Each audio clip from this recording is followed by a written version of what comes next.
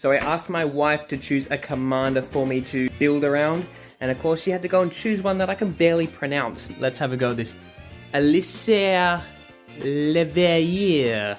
I'm sorry to all the French people out there, but we're gonna give this a go. So Alicea is actually a partner deck. Color combination is actually Azorius. I'll show you the partner commander in just a minute, but we're gonna read this one first. It has first strike, it's a 3/2. The second spell you cast each turn costs 2 less to cast. So it partners with Alphinaud Leveilleur. This guy has Vigilance, he's a 2/4. Whenever you cast your second spell each turn, you draw a card. Amazing, so we're casting 2 spells a turn and drawing cards. This actually sounds like a fun deck. Now I'm going to show you a few cards that I'd like to shout out in this deck and the way I view it, but before I do, make sure you're following along. I'm always posting and talking about Magic. So I actually see this deck as a token deck. I think this could be really cool as a token commander pairing. There's a bunch of cards that say whenever you cast your second spell each turn, you make a token.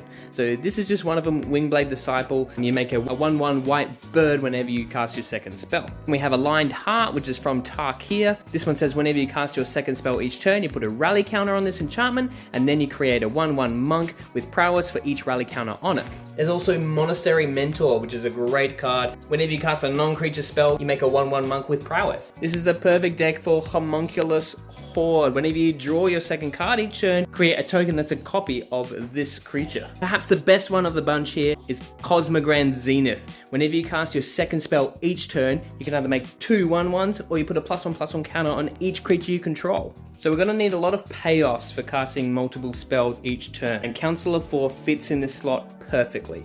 Whenever a player draws their second card each turn, you draw a card, and whenever they cast their second spell each turn, you make a 2/2 White Knight. Tygam Master Opportunist is another great payoff for this deck. Whenever you cast your second spell each turn, you get to copy it and then exile it with 4 time counters on it, giving you repetitive value.